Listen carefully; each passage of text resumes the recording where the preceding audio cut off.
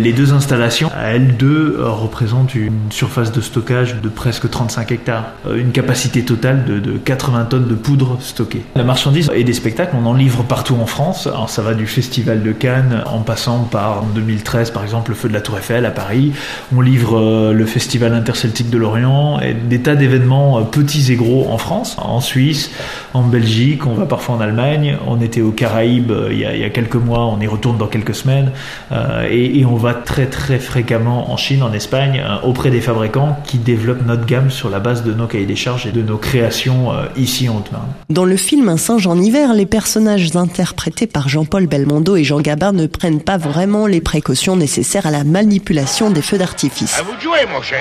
Albert, grand frère, s'agit de faire sauver la ville, honneur à l'autochtone. L'autochtone n'en fera rien, tirez le premier.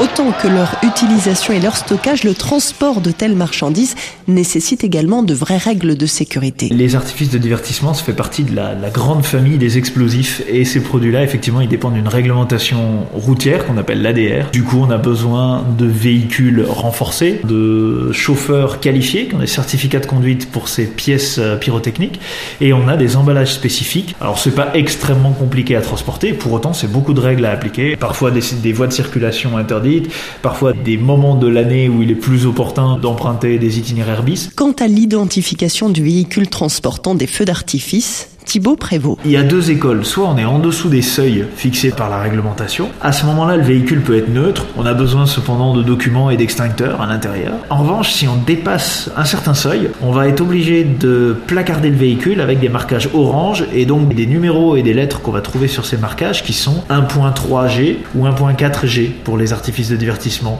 Ça va être une suite de numéros qui indiquent la présence d'explosifs, le type d'explosion et ça c'est effectivement pour les grandes quantités d'artifices. Oui, voilà, les seuils, c'est en quantité que c'est fixé. Si on passe au-delà de 3 000 € de feu d'artifice, bien souvent on est obligé de signaler le véhicule.